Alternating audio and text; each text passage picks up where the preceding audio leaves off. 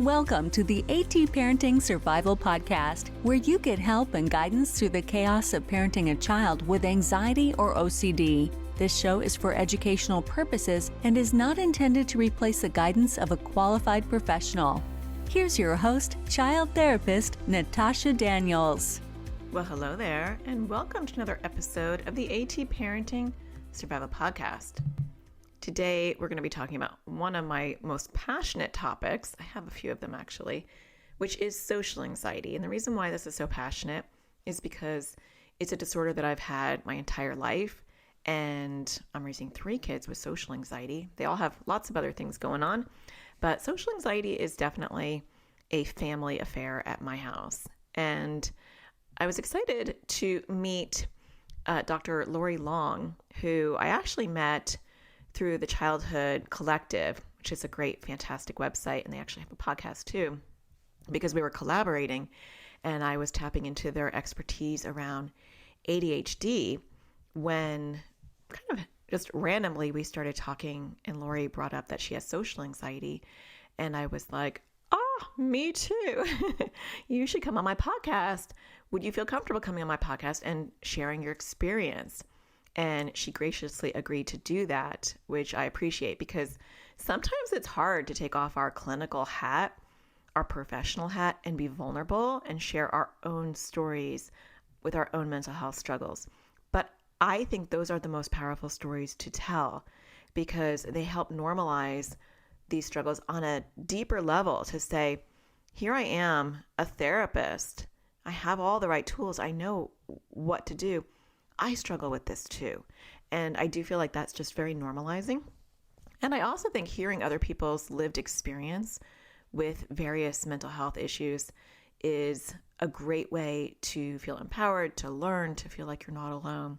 So today's episode will be Lori and I discussing our social anxiety. Lori talks about her journey with it and how therapy has helped her. You can check out her website if you are looking for ADHD support. They do ADHD courses. They actually have a podcast, which is fantastic. And you can check out that as well.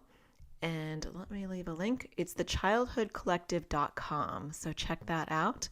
I also want to thank NoCD for sponsoring this episode. NoCD offers affordable, effective, convenient therapy, and they're available in the U.S. and outside of the U.S. And you can schedule your free 15-minute consultation to see if NoCD is the right fit for you and your child.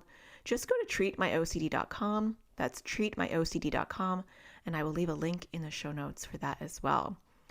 So if you are looking for social anxiety support in particular for yourself or for your child, or you just want to kind of understand it better, I did create an Instagram account separate from my normal one, which my normal one is AT Parenting Survival, where I post reels and tips and support for you for raising a child with anxiety or OCD. My social anxiety Instagram account, which I just created a few months ago, is at Social Anxiety Reality. And I created that because I am wanting to talk about social anxiety in an adult sort of way. I want to talk about social anxiety and help other people, other adults with social anxiety or teens. I am coming out with a memoir on my social anxiety journey, which is going to be released at the end of September. And so I am super excited about that and wanting to do more talks about social anxiety.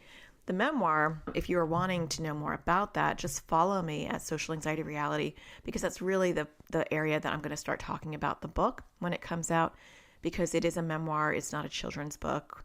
I think some teens might find it helpful, but it is part memoir and it's part self-help, in that I'm hoping that people will connect the dots for themselves and look at how I did some exposures and how I reframed my thinking, be able to do that for themselves. So follow me at Social Anxiety Reality so that you can hear more about that. I haven't talked about it yet because it's kind of far away at this point, but it's coming. Scary, scary, scary. I'll talk more about that when that happens. But I hope that you enjoy my conversation with Mallory. It is interesting because she talks about how social anxiety is impacting her, and it's just so different than how it impacts me. And it really speaks on how unique social anxiety can be and how it can manifest differently for each person. And you'll see what I'm talking about as we go into her story. So without further ado, here's my interview with Dr. Lori Long. Well, I want to welcome Lori Long to the podcast. Thanks for coming on. I really appreciate it. I'm so happy to be here. Yeah, we're going to talk about my favorite topic, which is social anxiety, because I get it. And I know you get it on a very real level. And I think it's great for people to hear two therapists talk about the struggle and our own experiences. But before we jump into it, can you give people a little background about who you are? So I am a child psychologist, and I have a background in educational psychology or school psychology, and worked a lot in the schools, and went on to do private practice work where I did therapy with kids for anxiety, lots on the autism spectrum with anxiety and ADHD. And then I now have a private practice in Scottsdale where I just see kids for evaluations for autism, ADHD, anxiety, learning differences. And I also have an online business with two other people. And we do online parenting courses for kids with ADHD to support them. So we've kind of niched in that particular area. Yeah, you're like the ADHD version of me. Yes, exactly. Yeah. You find, after doing therapy for many years, and like I said, I saw a lot of kids with autism and ADHD. That was like the predominant populations. And what I would see was so many kids with autism had access to resources through the state. They had access to behavioral treatments. And what we know from the research is kids with ADHD benefit equally from that, and honestly are impacted, many of them equally, as kids with autism, and their families are just overwhelmed. And we know from the research that parent training is so effective, but so many parents were going to their pediatrician, they get the option of medication, and that was it.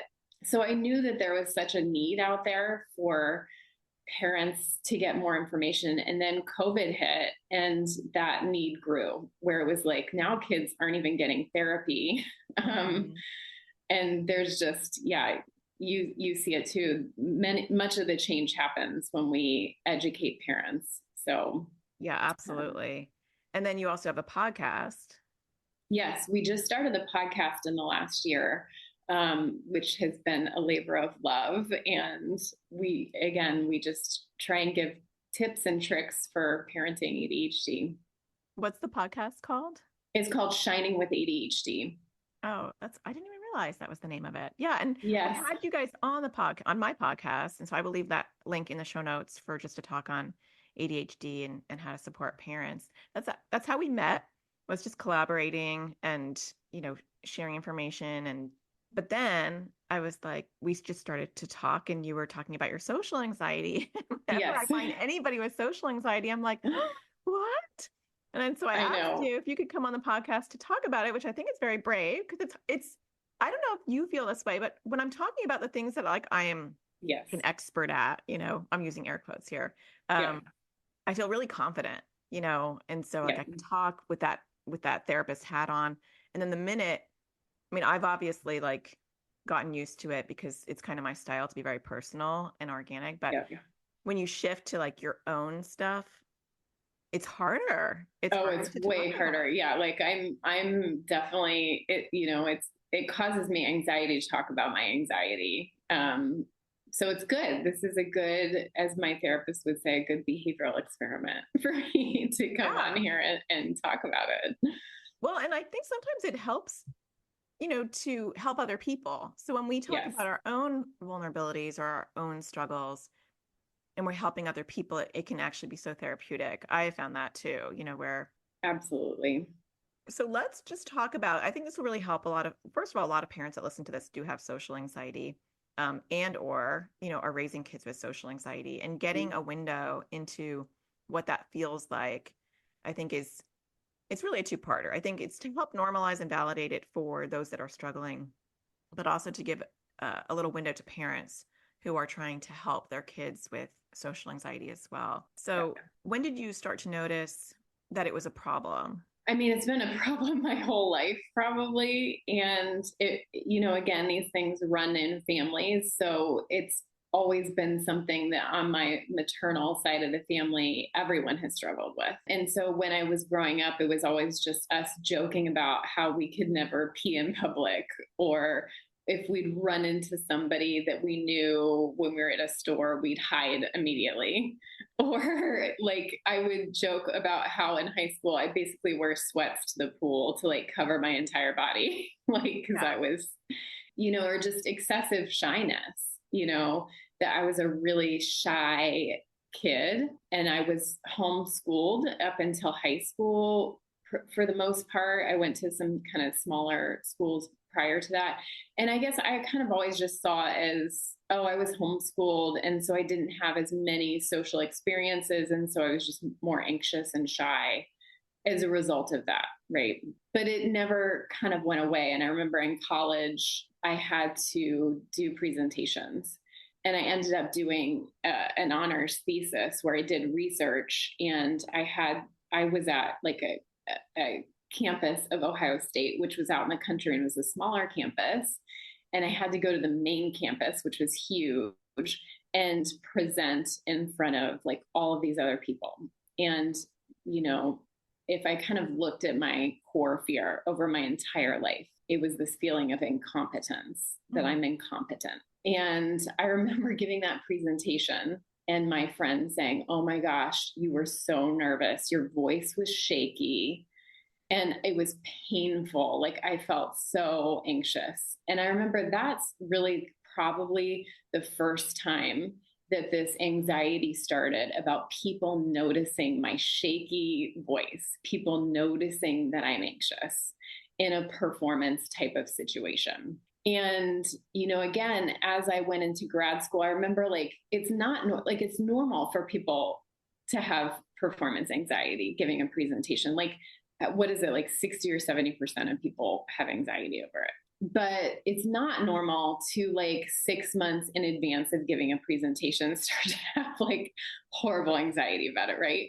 Where like I remember looking at my syllabus in grad school, like, many months prior to it starting, and freaking out about having to give a presentation at the end of that semester. Yeah, I could totally get that. Yeah. Yes. And as I continued, I had to teach. So I ended up getting thrown into a role that was really random. I got a research assistantship through ASU doing technology stuff, and ended up being in a role where I had to do trainings like in positive behavior supports for school staff, and ended up being the director for the ASU department because the other person was on maternity leave. And so I'm now thrown into a role where I have to give presentations in front of like faculty who are at other, and then I'm having to teach undergraduate classes. I remember the first class I taught was in, teaching high school teachers about educational psychology and motivation and learning. And there were nights I didn't sleep at all, like prior to having to teach. My stomach was a mess. Like I would focus on the one kid in class that was like sleeping. It was like the most stressful. And I remember at the end of that, my director who was overseeing and supervising my teaching was like, "I've never seen such high ratings from students on your teaching. They loved you. I've never seen students connect in this way from a first-time teacher." And I remember at that moment thinking, oh my gosh, like I have such a vast difference between like what people are seeing versus what I'm perceiving of myself. Social anxiety is that often our perception of how we look, or the story that we tell ourselves about how we look, is just often inconsistent with how other people see us. Yes. And so I continued to teach, and my anxiety went down. Like giving presentations wasn't a big deal. Teaching wasn't a big deal. I taught grad level classes. And then again, when I got pregnant, I had to go to this very intense IEP meeting. So I go to IEP meetings all the time, and there are lawyers at them, and they're very stressful meetings where I'm presenting results and having to really argue with the team, which is really hard to say, I think this girl has autism, for instance. And in this particular case, I was 7 weeks pregnant. I had a history from my other pregnancy where I just vomited constantly. I mean, had the worst pregnancies, and they wouldn't give me Zofran because Zofran was reclassified as this like more, concerning medication, even though I took it with my other pregnancy. And so they were like, no, you have to go through all these other medications before we can give it to you.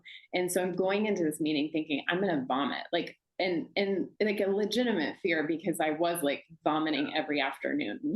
Yeah. So I'm thinking I'm going to vomit at this meeting. I was so stressed.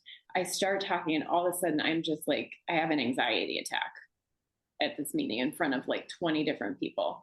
And it was rough. And I had to apologize and I gathered myself together and I went through the meeting and I was effective when we got her eligibility changed.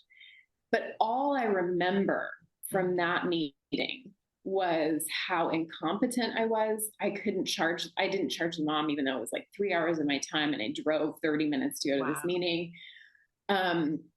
I'm incompetent. What if my bosses find out how terrible I did? This mom must think I'm an idiot. Like, it was just such negative. And that's where it started to really grow.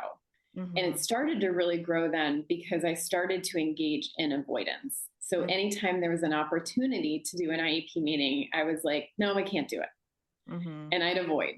Or I went to the doctor and I was like, I'm getting presentation anxiety, even though I hadn't had it for years. And I'm getting propranolol to take for these meetings, which again, I'm avoiding. I can't cope. I need this medication. And then I started my private practice and it would come and go in waves where I'd have it and I'd get over it and I'd be okay. Then we launched the Childhood Collective. And it was this dream of mine to do these online courses, but it was literally my worst nightmare to get in front of a video and be talking in front of people. I'm like, I don't know how I'm going to do this. But I also know, you know what? I've done hard things before. I've taught, I've been through this, like I can do this.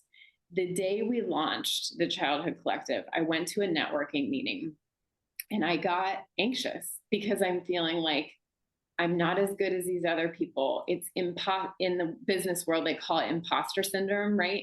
Where like I'm an imposter that I can specialize in ADHD when there's all these other people who specialize in it, right? And I all of a sudden got anxious and had an anxiety attack talking to one of my old supervisors. And he's like, your voice is shaky. Like, are you okay? Are you anxious? That makes it even worse when I think people like point it out. Like they're like, yes, just pretend I'm okay. Can we just like not acknowledge exactly that? And it just grew from there. And then I started avoiding, I started taking propranolol for, meetings that I had with parents. And then a couple months later, I was going over results with a family to tell them their child had autism and just had an anxiety attack, like shaking voice, nervous. And again, in my mind, it was the worst thing that could ever happen. I had to leave I had to walk out and take some deep breaths. And I came back, went through the meeting. And that's when I was like, I was dreading going to work. My anxiety was horrible all through the day. That's all I could think about. I couldn't function. My mind was worrying about the next meeting I was going to have, that it was going to happen again at work. And I just, again, I didn't know what to do. I was like in a really bad place. And that's when I finally called a therapist and I was like, I need you to get me in like ASAP. Yeah. Cause it almost feels like, I mean, for me, it sounds like maybe for you too, like you have a bad experience and that just like kind of validates all your fears. Yes. And then it makes the next time even scarier. And so it's this vicious cycle that can grow really quickly out of control. Yes.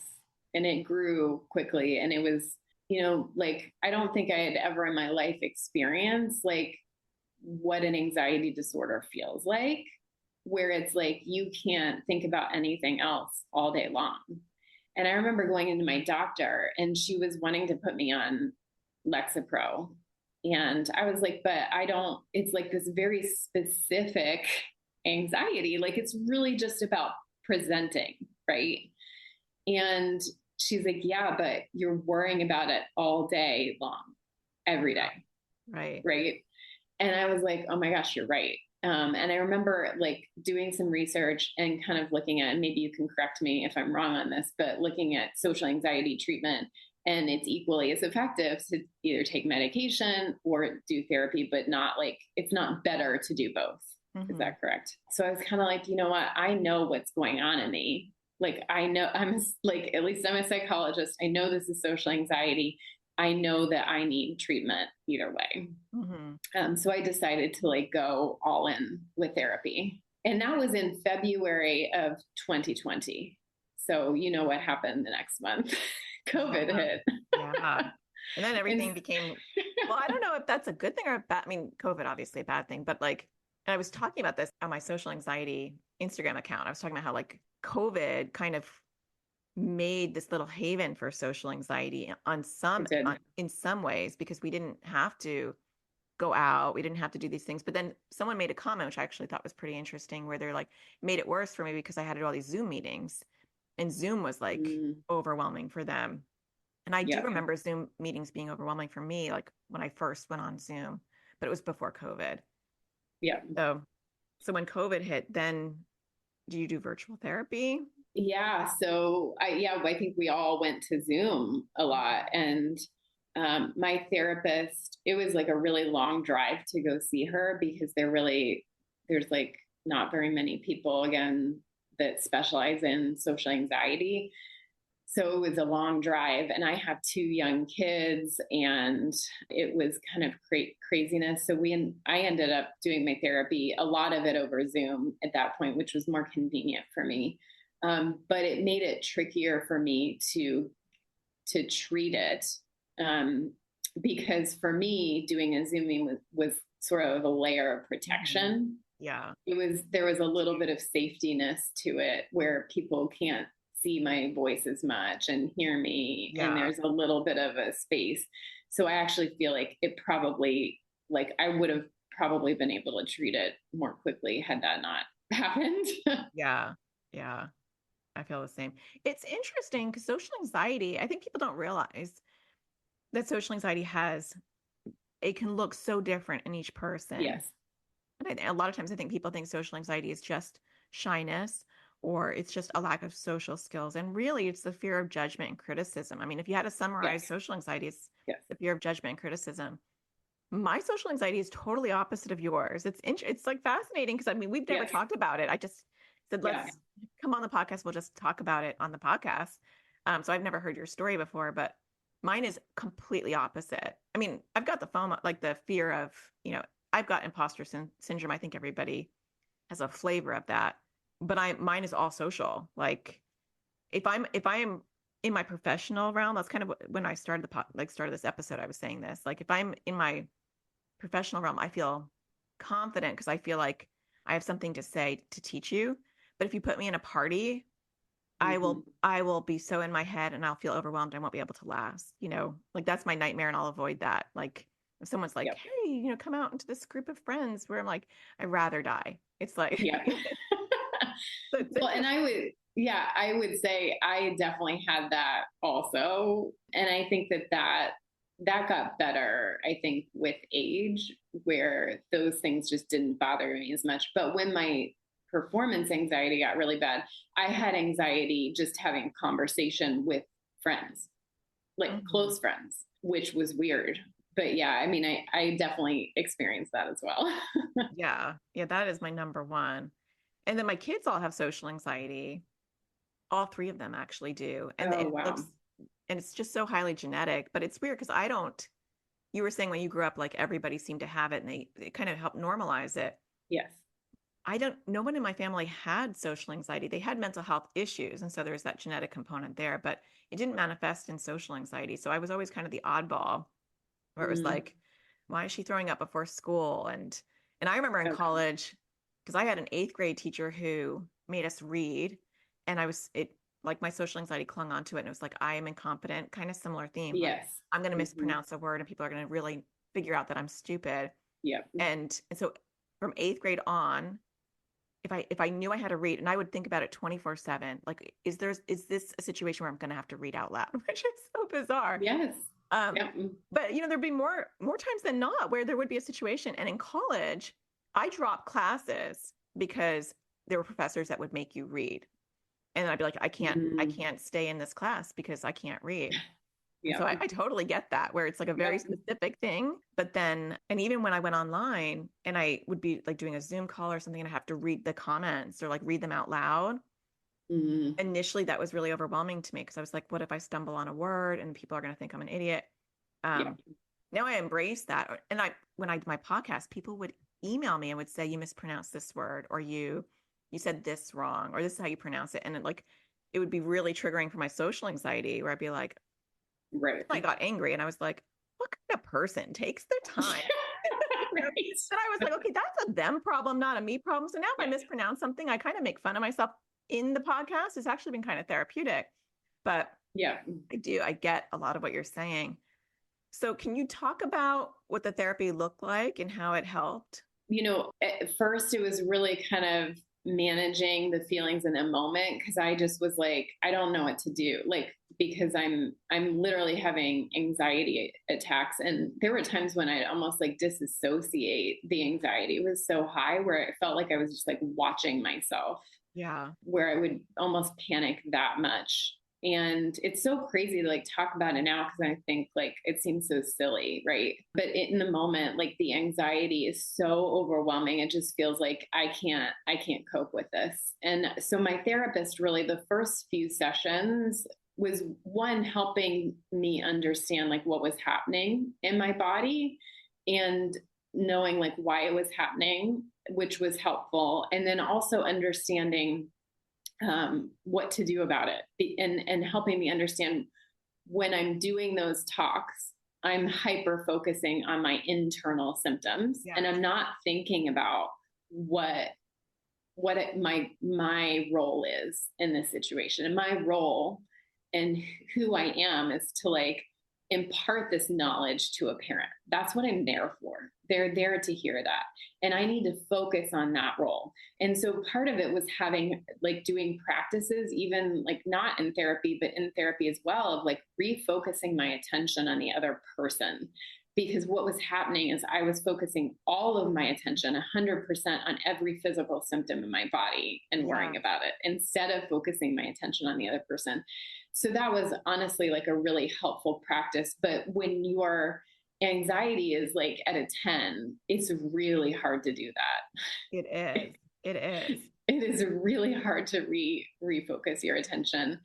So that was one thing. And it's funny because we just had you on the podcast and on our Shining with ADHD podcast to talk about OCD, and you talked a lot about finding the wrong therapist. And I remember just going to a general therapist, and again, she's like a lovely person and she does great work, but she did not understand that I had social anxiety. And I went to her because a friend went to her, and her advice to me was, when you have that anxiety, like think about it. Think about where it's happening in your body, right? Mm-hmm. And she was telling me to focus my attention on my body. And that actually like had like a triggering effect. Yes. Right. I totally. Yeah. Because I sometimes think that's more of an ACT approach, acceptance commitment therapy approach, of focusing on the inner. And I think for a lot of us with social anxiety, that doesn't help. I know even like deep breathing, when I was 19, I started to have panic attacks, and and that go-to of like deep breathing was such a triggering thing for me, because I was already hyper focusing on my breathing and my heart and my mouth, that it didn't help me. Like I needed to get out of my body and focus on what's happening in my environment. So it's interesting. Yeah. So that was kind of where we started. And she really then kind of, I think that there's, when you're talking about social anxiety treatment, there's like a strong cognitive component to that, where like you really do have to do some like restructuring of thoughts. And there was a lot of work where we went back even into my childhood of like, where did these feelings of incompetence come from? And like I said, like this runs in my family. So like what was modeled to me from like my mom, and my mom is like the greatest person ever. I don't ever want to be like, this is my mom's fault. And like, I hate it when people complain about their parents, and my mom did the best that she could. And she has social anxiety that never went treated. But like, she modeled a lot of, I'm stupid. Like there was a lot of, I'm stupid and I'm not smart and I'm a math teacher, but like I was terrible at math. And that's why I'm so good at like teaching now, is because like it didn't make sense to me. But a lot of, I'm fat, I'm stupid, I'm ugly, like those types of comments, where it's like, well, if my mom thinks she's stupid, then I must be stupid because she seems really smart to me. And again, like I love ADHD and I do a lot of stuff with ADHD because that runs in my family. And I do, it's not something I talk about on our account, but I do question and have questioned for many years that I had inattentive ADHD that went undiagnosed. My nickname as a kid was Space Cadet Lori. Aww. Because I just zoned out all the time and like was daydreaming and all of that. And that's like, if I look back and think about how these things kind of grew, right? Like some of those things were there. Some of them were genetic. And I remember just being kind of a dumb, like people kind of saw me as a dumb, ditzy blonde that was kind of spacey. And that was sort of like this identity that I kind of grew up with. So there was a lot of going back into like how these things grew and restructuring kind of how I thought about myself, and even going back into the memory of my IEP meeting. And after kind of going through that and re-looking at it and thinking about it differently, like I literally don't see that memory in the same way that I did previously before therapy. Like she helped me to like go back and kind of re-look at that and rethink about that in a different way. That feeling of incompetence isn't there anymore. Like it just really isn't there like it was so intense before. I think those are powerful tools. I think there is so much cognitive restructuring that comes with social anxiety. I feel like there are stories that we tell ourselves that have to be rewritten. And I do love how you went back into situations and saw it from a different perspective. It's time we put help directly in our kids' hands. Introducing Crushing OCD course for kids and teens. It was way more helpful than all the other therapy we've ever done because we didn't really know what to do. So we weren't really doing it before. So the course helped to figure out what the exposures are and how to do them. We're not in therapy and find it really hard to find an ERP trained therapist here. So we're currently with like the public health service, but again, they don't seem to be trained in ERP. It's filled that gap that we don't have that was needed. This was really well timed for us to use between therapists and to help us get off to a good start with this new practice. It was easy to use. I was able to do it from my phone or also on the computer. There's different ages, so there were younger kids, there were teenagers, and so that was really nice too, to have a variety of ages where it wasn't just geared towards younger kids or older kids. It was a nice variety. It's helpful for our kids to hear it from this third party as opposed to just us saying it. I really like the offense and defense method. I love working on poking at OCD while it's sleeping. It makes it a little bit easier to do, and it's kind of fun. I'm planning on using it to work on my fear of holding or touching batteries and stuff like that. So it was really helpful, and I think a lot of other kids would like it. I thought that I was the only one who had worrying about the weather and stuff. And then there was somebody else on there who worried about the same thing, which was really helpful. Seems less scary to work on stuff now that I've watched this class, and I'm more interested to work on it. I like trying to do more exposures still, and before I wasn't, I just didn't want to do them. I've worked on some of my bigger compulsions and been successful. I realized that it was helpful to do the exposures. Before it was really, really hard. It's still hard, but it's helpful to know that I need to do them. Before there would be a lot of battles about it. So it is definitely less loggerheads. Really, really good course and super helpful. Definitely would recommend this. It's really easy to follow. It's nice bite-sized videos. I really like the worksheets that go along with it, and I think it's really helpful. To learn more about this course and register your child or teen, go to atparentingsurvivalschool.com. I never had social anxiety treatment. I didn't even realize I had social anxiety until I started to do an online platform. And I was like, this, and it was kind of similar to you, like where there was that trigger point where I was like overwhelmed and didn't know why, and like realized it wasn't normal to like throw up before you have to like do a Facebook Live. Like, Yes. I was like, what's going on? Like physically shaking, and like I realized, okay, like I've had social anxiety my whole life, and just I actually thought that I just repelled people, and I thought that that was more of like a, you know, that I just, I didn't have something that other people had, and not realizing that a lot of it was a story that I was telling myself. Yeah. But I love Yeah, and go on. I felt the same way. And I remember when I was starting my private practice, I was trying to decide, do I want to do treatment? Do I want to focus on assessments? And I was like, I'm going to take this. I took this cognitive behavioral therapy course from the Beck Institute. If there are any therapists out there, like their courses are phenomenal, which is in part why I started thinking about doing that for ADHD, because they were so helpful. And one of the kind of weeks was working on social anxiety. And I remember like listening to all of it and thinking that was like really the first time where I was like, oh my gosh, that's me to a T. Like they just described me, and even using some of those strategies for myself at that time. And that was really the first time where I like it clicked that, oh this is all the stuff that I've struggled with for a long time. And then when things started to get bad, my husband had been reading a book called How to Be Yourself by Ellen Hendrickson. And if any of you have social anxiety and you're listening, it is a hilarious book and extremely helpful.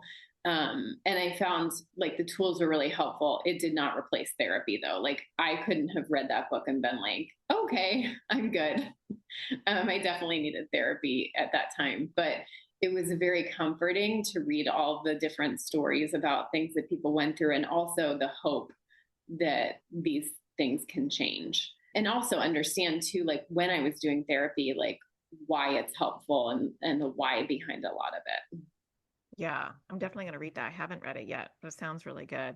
So I wonder what suggestions you'd have for parents who are raising kids or teens or young adults with social anxiety, as far as like what would help or how to approach them and support them. I mean, I think you probably talk a lot about this, but I think many families that I work with that have kids with social anxiety are kind of accommodating them a lot. So I just had a little girl in recently, and her mom and dad were talking about like how they would go out to a restaurant and she would not order, like, so they would have to order for her. Or if she was like purchasing something out in public, like they were kind of accommodating that, and instead of asking her to do that.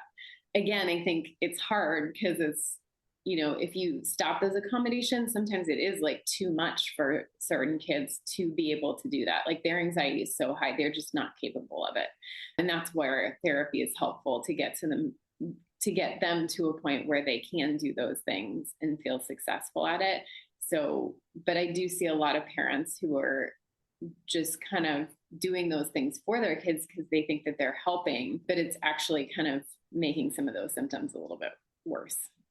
Yeah. And some people might have had, like, I know in my family, I didn't have a sympathetic mom, and I had she was a very outgoing, charismatic person. And she would just push me to do things, and so right. Without the empathy or without the coaching, it would just be like, get out of the car, or just say something to her, and so it was more like, you're an idiot. Why aren't you doing this? And I know with my own kids, it is kind of, it can feel the same. And I've worked with, I've talked to a lot of parents in my community who feel uncomfortable pulling back or trying to empower their kids to do things themselves because they feel like, well, that's what happened to me. And it felt cruel and it felt horrible. And there is a difference. I know if talk about ordering, my son has a hard time with ordering. All three of my kids are different. Like, yes, I understand that mine are different too. It's so weird. And my youngest is like, I know. She's like, she loves people. She's an extrovert. Like, we look completely different. And yet she still has social anxiety. It manifests differently. It's generally around emetophobia, but the core fear is if I throw up in front of people, they're going to not like me, which it all kind of comes back down to, like, they're not going to like me, fear of rejection. So it has the same flavor. But I know with my son, he won't want to order. And we'll talk about it sometimes beforehand, where we're going to go in here. And if you can order, you can earn 2 points. And we have a currency going on, some behavior modification. And there are times where he's had a long day, it's a rough day, and I can tell, like, he's a deer caught in headlights and it's not going to happen. And he just wants takeout. Like, and I'll order it. That actually happened the other day where I was like, okay, it's just a bridge too far right now. But for the most part, being aware and assessing that, but letting them know, like, if I always order for you, then what's going to happen when you're an adult? Or if I always go with you and sit at the party with you, what's going to happen? And it's, not pulling that Band-Aid off, but like, can I sit in the parking lot first, or then can I go to a coffee shop, like slowly pull back those crutches that wind up immobilizing kids. Yeah. And I think, again, that's where, like, the education for kids is so important, because if somebody had told me, like, hey, this is a thing, like when you were younger, if somebody had said, this is a thing, and like lots of people have it, and this is what's happening in your body, and it's not a big deal, but like, I'm going to help you. And this is why it's happening. And this is how we can make it better. It's very different than just being like, okay, you need to order yourself. Right. Or not even getting a heads up on it and just like, okay, like, it's on you now to do this thing. But yeah, I think, the main part of my treatment that was the most effective, when we know this is true, is like doing those behavioral experiments or exposures, where part of it too is really trying to identify what is the thing that you're afraid of. And for me, it really was like, I hyper focused on my voice. That was the thing that I was really worried about, was my voice shaking. And so it was a lot of not just having to perform in front of other people, but actually make my voice shake in front of other people, which was like a very scary thing to do. I know. But it wasn't until I did that, like, I systematically did that and worked with my therapist on, what are my predictions when this happens? Like, what do I predict this person is going to do, or how they're going to respond or react? And then kind of experimented afterwards with, like, or looked at afterwards, like, what actually happened, and like, and talking about that and processing it with her. I went through this kind of relearning experience that it's not a big deal. Like, it just isn't a big deal. And it took a lot of those practices. And even like, she would set up all kinds of different situations. Like, she had all her social anxiety, like, therapist friends from like all over, who, I had to give webinars and sell products in front of, and they like gave me critical feedback, or they were really hard. She had me pretend, I know, she had me do a meeting with another therapist friend who acted like a parent that I had to give results to, and like got angry at me. And part of it was that learning experience of, oh, wow, like, I thought I couldn't cope with it. Yeah. And I can. And one of the things that I really learned was, when I'm feeling anxious, I can still be effective. Yeah. Like, I can still communicate what needs to be communicated, and I can still be effective even when I'm anxious, because the anxiety isn't going away. Like, that's going to be there. Right. And not being afraid of it anymore, and realizing, like, I can cope with that. And that's really like what we want our kids to realize, is like, we don't want to take away that anxiety for them. Like, we talk about that with parents all the time. Like, your job isn't to like eliminate anxiety. Your job is to help them realize that they can cope with it. Right. Yeah. And that is a good distinction, because we can't physiologically take away anxiety. It's an automatic response. And the hope is that, through a lot of exposures and doing some work, that you won't feel it as intensely. But the ultimate goal is to learn how to sit with that discomfort.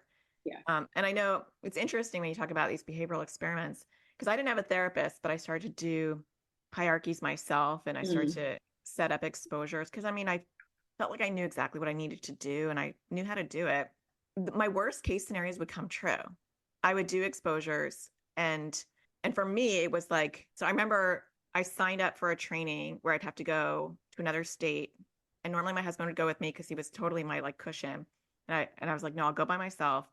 And I didn't feel comfortable driving and finding out, like I had all these, social anxiety layers. So that was hard enough, like just going to like the training. But then they had the happy hour, which is like, oh gosh, nightmare. Because I can sit there and be like, okay, I'm just here from out of state at this training. It's okay. It's uncomfortable to sit by myself, but it kind of makes sense in the context.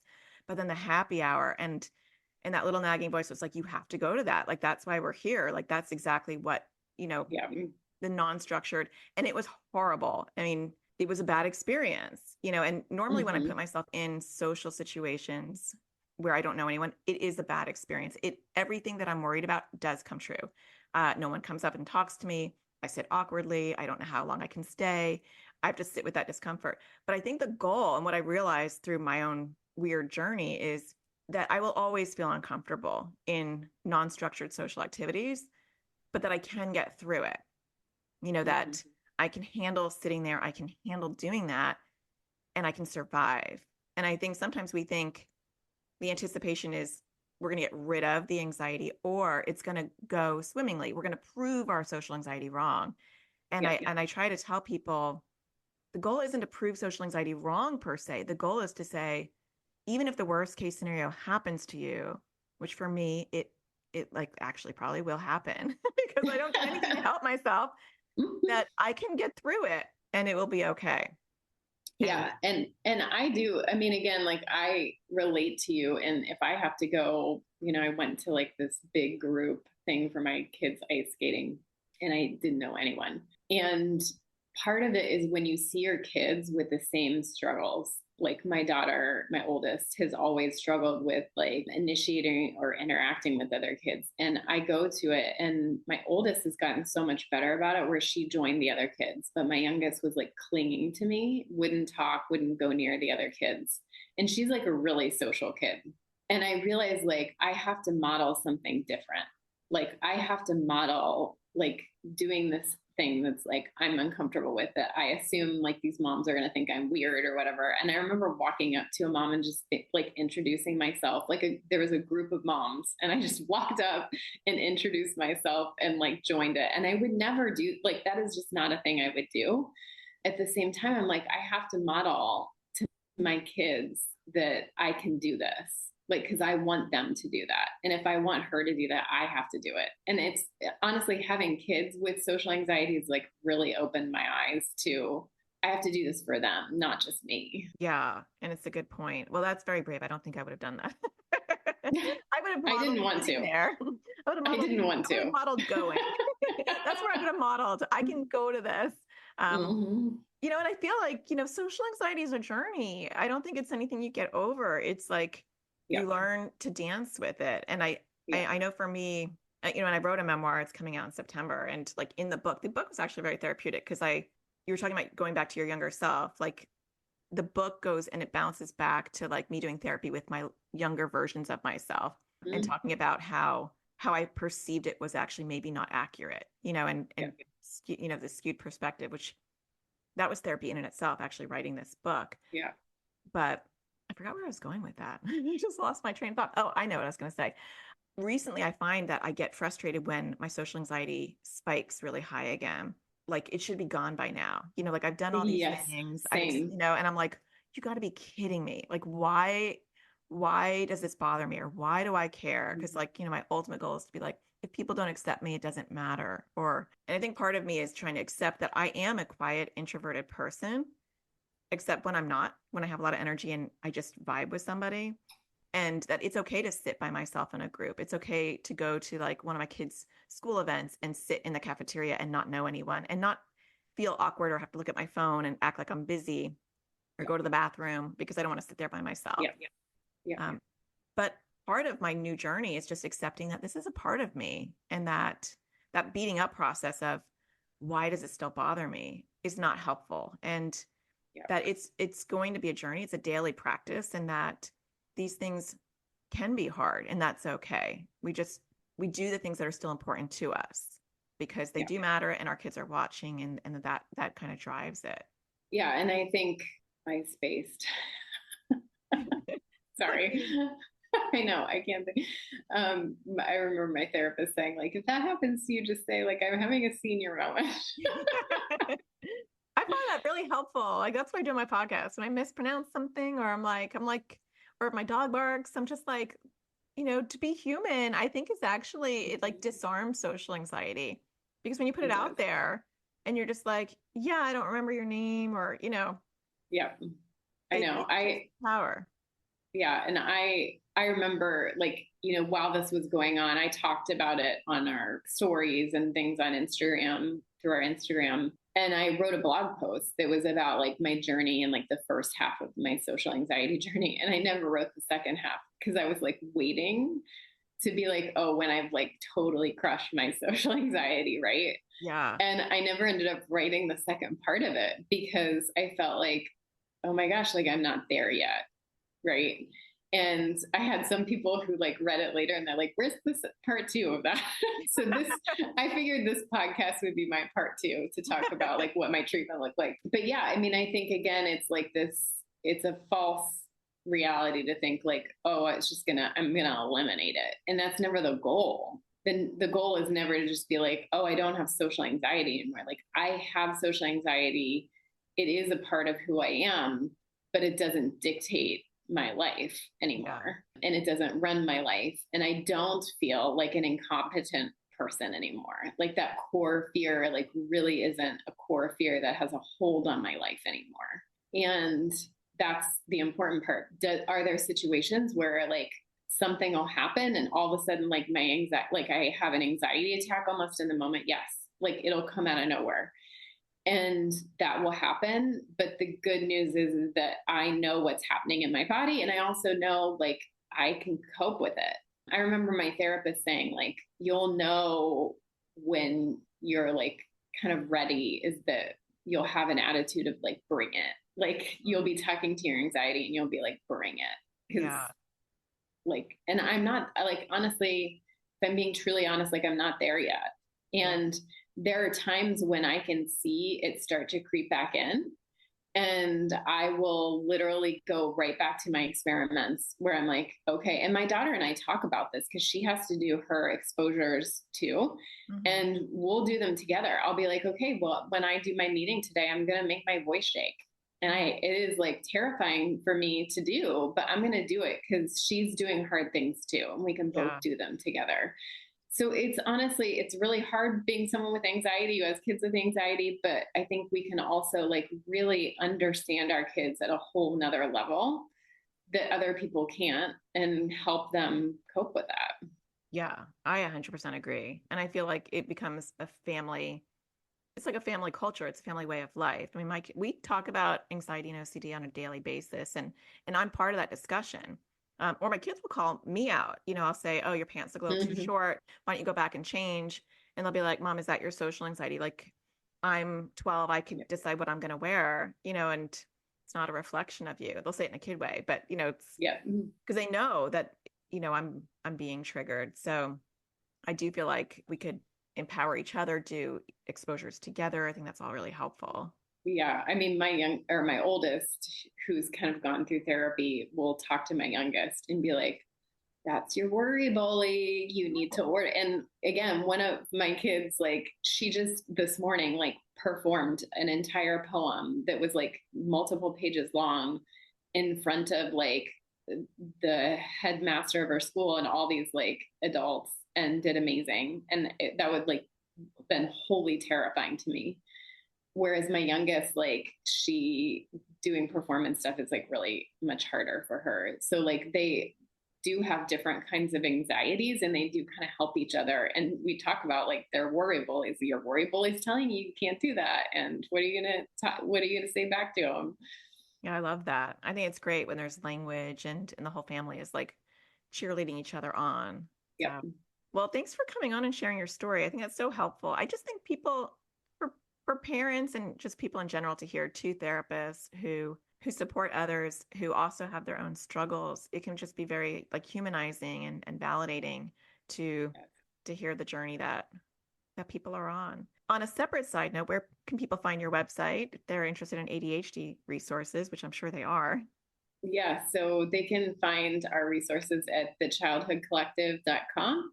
We have some free guides and our courses. We have printable visual schedules to help with like morning and evening routines. And then we're primarily on Instagram at the Childhood Collective, although we have other, Facebook and TikTok and those types of things. We spend the most time, I would say, on Instagram and have lots of resources there. Make sure to check us out. Yeah, definitely. Well, I appreciate you coming on. I know this was a weird ask for me to ask you to do this, and I appreciate you doing it. And no, it's therapeutic. Yeah, so you can check that off. Tell the therapist that you just did something really awkward. Yes. All right. Well, take care. You too. Well, I hope you found that helpful. I think it's always fascinating to hear other people's stories. I always learn things about the struggle or about how it impacts other people when I hear other people's experiences. Follow her work. She does fantastic work, her and her crew at the Childhood Collective. There is 3 of them, and they're all really fantastic. It's Lori, Katie, and Mallory, and they bring their expertise to talk about ADHD, and so how to give you those skills. So you can check out their website, their podcast, and don't forget to follow me on Instagram at Social Anxiety Reality if you're looking for more social anxiety support, because I am actually doing a reel every other day in there, trying to normalize social anxiety and trying to give some support. And so I would love to see you over there so that I can offer you that. And you'll find out more information about my memoir, Coming Out of the Shell. Actually, it's Out of My Shell. I have never said that out loud yet. I haven't said my title yet. Out of My Shell, Overcoming Social Anxiety from Childhood to Adulthood. You can actually find it on Amazon if you type Out of My Shell, Overcoming Social Anxiety from Childhood. You can actually pre-order it already. Isn't that kind of crazy? It's coming out September 19th. So check that out on Amazon. That's pretty crazy and scary and exciting. I hope that you're finding the podcast helpful in general. And if you are, don't forget to rate us, there's not multiple us, it's just me, but rate me on Google Play, Stitcher, Apple, wherever you consume your podcasts. And if you leave a review, I'll probably be reading one of those because I don't think I have a new one as of yet. So I'll probably be reading yours next time. I hope that you find the sparkle in everything you do, and I'll talk to you again next Tuesday. Take care. Thank you for listening to the AT Parenting Survival Podcast. To get additional support raising a child with anxiety or OCD, visit Natasha's online school of on-demand classes at atparentingsurvivalschool.com.